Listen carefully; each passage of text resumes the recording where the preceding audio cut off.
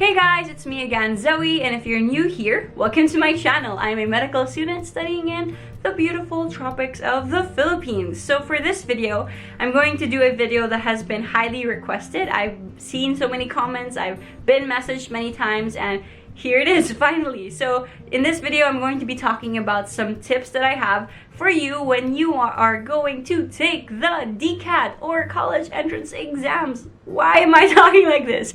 Anyway, so yeah, I'm going to address some of the common questions and what are the things that you could do or techniques that you could try out that might be helpful for you to ace your college entrance exam, and specifically also for the DCAT. Alright, so let's start first with, are online review classes or are review classes necessary? I think review classes are necessary if you don't think you can follow a study schedule on your own. If you believe that you are not disciplined enough to manage your time and to go through which topics to study in a certain order, maybe review classes can help you organize your study time and build a pattern of studying for you. So go to review classes if you feel like you can't do this on your own. Personally, I went to review classes for my college entrance exam because I didn't know what to study. I was overwhelmed and I didn't know how to prepare for the exam or what are the pointers that I need to study for the exam. And review classes helped me figure out what are the must-knows, what are the things that I need to be focusing on. So personally, that worked for me, but it might work for you if you have access to review materials used by other people. Like for example, maybe you have an older sibling who went to review classes pretty recently. Maybe you can use their materials that they use for their review classes and create a study schedule for yourself. So I feel like if you have the discipline to self-study, it is definitely possible. For the NMAT, I took the NMAT for my entrance, sort of like the entrance exam for med schools, and I self-studied that exam because I had access to reviewers. So for college entrance exams, if you have access to reviewers, then feel free to use them and study with them. I believe it's possible to self-study, but if you just want to erase those anxiety and you just want to make sure that you're knowing what you need to know, then go to a review class. Alright, so the next question is, how do I maximize my time at review classes? So I feel like this is very important. It's important that you make sure that you are not passively sitting in your review classes or passively, if it's online now, watching the review classes on your own, because you need to make your studying during this time active. Now, how do you do that? So here's a tip that I have for you. When I went to my review classes, I deemed myself a specific study notebook for my review classes, wherein I didn't really write notes on what the lecturer was reviewing us on. It was where I wrote topics that I think I needed to study more on my own at home. Let's say I was doing bad in factorials, then I'd write down which factorials am I having a hard time. So basically, I was actively identifying what was I not sure of, what topics was I weak at. I was identifying my weaknesses so that I can address those weaknesses later. So I really suggest to have a study notebook dedicated to recognizing what topics you need to study more. In the same study notebook, I also did another thing. So if the first parts of the pages would be for the things that I found were my weaknesses, and then I would write from the back part of the notebook going towards the front for tips that were being given by the lecturers. For example, if they gave me a shortcut on how to solve problems, I would write it down. Math, shortcut, blah, blah, blah, blah. Because sometimes you may forget the shortcuts that they are giving you. And it is important to know these things because this is a timed exam. Like college entrance exams are timed, and you want to make sure that you maximize your time enough to answer the questions, all of the questions correctly, I hope, right? So it's good to recognize the tips and to write them down so that you don't forget them. So yeah, you can put all of this in one notebook for recognizing your weaknesses and the other part for the tips and tricks, or maybe you can keep separate notebooks, one for your weaknesses and one for the tips and tricks. That's really up to you. But personally, you have to remember that your weaknesses, like the topics you found confusing, you will refer to them later. Like if you weren't able to ask your lecturers to review you on them, then you have to make sure that you study these things at your own time later on. So yeah, so this study style of mine, I call it the self-awareness study style, that I really make sure that I write down things I'm not sure of, what are my weaknesses, what I don't understand, and address them later on, as well as also being aware of the tips that you need to know. So next, let's talk about review materials. So what are the review materials that you need? So first of all, review materials from review classes are very useful. I use them a lot. I go through them again. I studied them like probably twice the run when I was preparing for the college entrance exam, one during the review classes themselves and another one when I was preparing for the exam. So I went through those review books again. Next, you would need practice tests. So you'll be given practice tests in your review classes, and you can find some practice tests online. And my tip here is, if you feel like you need more work in math and English, then you can use SATs. So SATs is like a test that you can do for colleges that you want to enter abroad, specifically in the States. So I think that their review books are very helpful also. I personally prepared for the SATs. I took them when I was in third year high school, when I was in my junior year, and I feel like my preparation for the SATs truly helped me in the math and English part of my college entrance exams. So I feel like that's very helpful also. I feel like you also may want to buy the MSA reviewers that you can find in National Bookstore. These review books have a lot of practice tests, and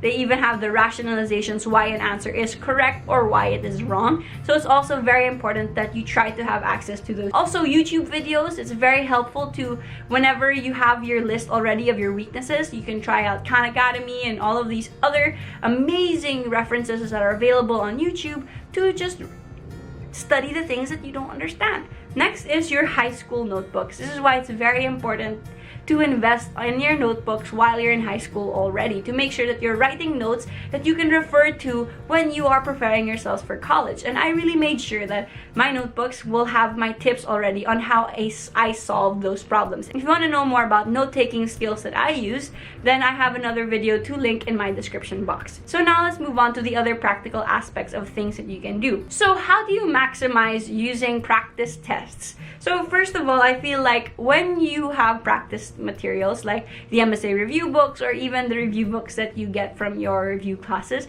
try to not answer on the books themselves so that you can use them again. Because what I did is I would try to test myself probably 2 weeks after I've already answered a practice test to see if I've actually mastered those topics. Because if you've already written on them, then it might likely that you will just see that, oh, that was my answer before, I'll answer that again. So yes, just a quick tip, try to use a separate notebook or a separate piece of paper to see your answers, and keep those papers so that you can check your progress if you've actually improved from your studying. So there we go again, being more aware of your own progress.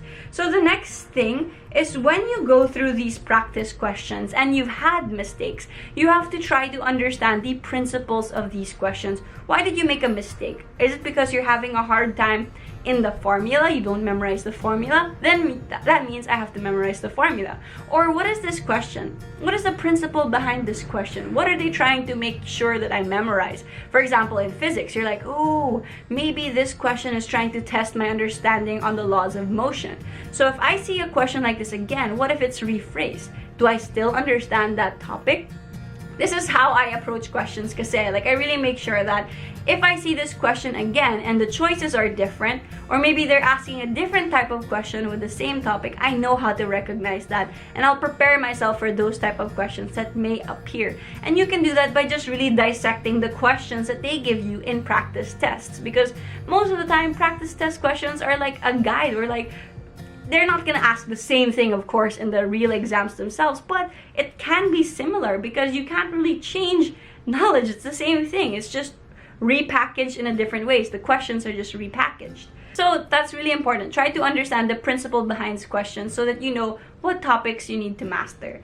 Now let's go on to my specific tips that I have per subject. Now for math, I made myself a math survival notebook. So this is where I wrote down all of the formulas, all of the techniques and tips that I need for math, everything that I need to do to answer problems faster and to recognize problems. So it wasn't just a cheat sheet of formulas, of processes and everything. There was also tips written down in a different colored ink, of course.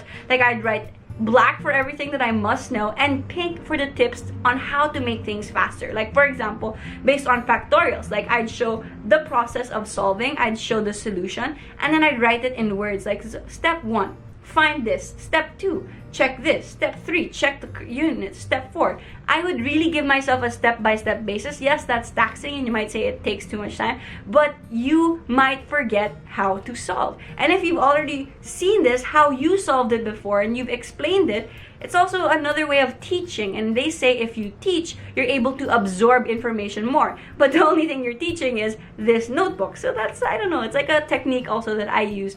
I was teaching the notebook, which also ends up teaching myself.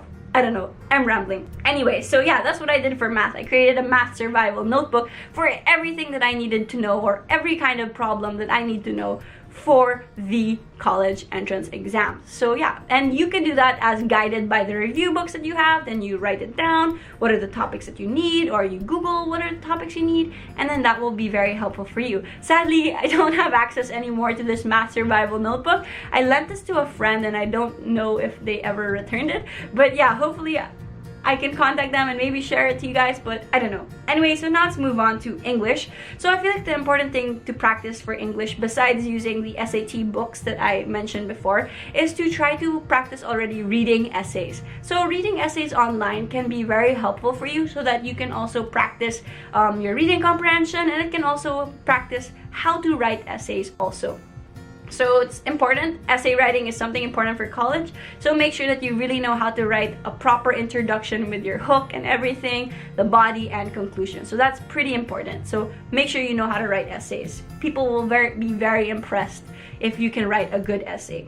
So now for science, I feel like science, the college entrance exam reviewers are already enough. They're already pretty helpful, so they can help you know the basics that you need to know. And of course, there are a lot of crash courses that you can find on YouTube that I personally found very helpful, so you can check that out as well. Also, it's important to write down all the formulas you need for chemistry and physics, so you can make yourself a science survival guide also for formulas that you need to know and master.